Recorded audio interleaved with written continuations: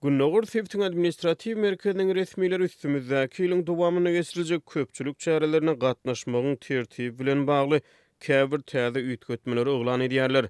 Edara kärhanalaryň ýolbaşçylaryna köpçülük çärelerine äýnekli we saýywanly gatnaşmak gadagan edilýär. Şeýle-de mundan welek çärelere diňe 40 ýaşy ýetmedik zinanlaryň gatnaşmalydygyny utalýar. Häkimetler beýle käbir ugurlar bilen bir hatarda ýeni bir gezek aýal gyzlary gödäwçilik meselelerini ünlü çekýärler. Türkmenabadyň şäher häkimligi 12-nji ýanwarda üstümizdäki ýylyň köpçülük çärelerini ara alyp maslahatlaşdy. Ýygnakda ýylyň dowamyna geçiriljek köpçülük çäreleriniň tertibi bilen bir hatarda beýle käbir meseleler, şol sany häkimetleriň aýal gyzlara degişli milli libas talaplary ýene bir gezek nykdaldy. 12-nji ýanwarda Türkmenabad şäher häkimligine uly ýygnak geçirildi. Duşugy döwlet edara kärhanalarynyň işgärleri we ýolbaşça düdümleri gatnaşdy diýip Azatlyk radiosynyň habarçysy Sewitden maglumat berdi. Ýylyň dowamyna geçiriljek köpçülük çäreleriniň guramaçylyk işleri şol bir wagtda edara kärhanalarda aýal gyzlaryň özlerini alyp barşyna gödäwçilik meseleleri ýygnagyň gün tertibine girdilen esasy ugurlar boldy.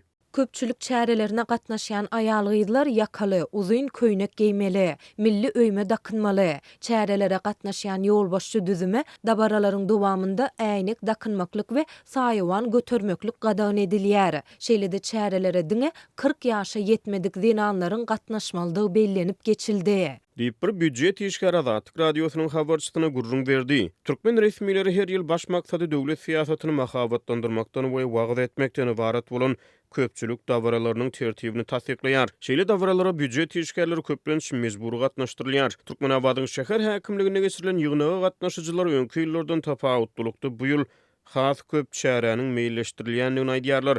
Duşugyň dowamyna dawaralaryň guramaçylyk işlerilen bir hatarda edara kärhanalarda aýal gyzlaryň iş ýerlerine özlerini alyp barışlaryna gödäwçilik meselelerini hem seredildi diýip büdjet işgärleri aýdýarlar. Türkmen häkimetleri hususan soňky bir ýyl töwereg wagt bäri zinan raýatlary olaryň iş ýerlerine özlerini nähili alyp barmaldyklaryny, nähili egneşik giýmeldiklerini, haýsy gözellik ferişdelerinden peýdalanyp özlerini nähili serenjam bermeldiklerini gödäwçilik etmegi mühim zerurluk hasaplaýar. Türkmenabadda geçirilen ýonakda häkimetler zinanlaryň iş ýerlerine özlerini alyp barışlaryna gödäwçilik etmegiň wajypdygyny ýene bir gezek notladylar.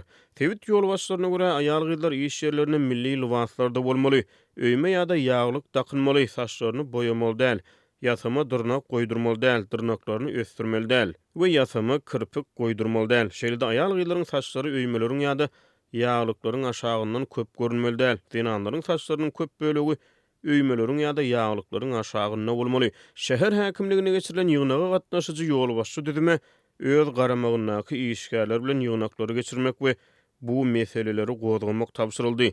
Ýygnakda türkmen zinanlarynyň aklagyna has köp üns berildi diýip büdjet işgärler aýdýarlar. Köpçülük çärelerine zinanlar gök we gyzyl köýnekleri giýmeli edilýärler. Şeýle-de çäre gatnaşýan aýal gyzlaryň milli öýme ýa-da ýaglyk dakynmaklary gaýta-gaýta nykdaldy.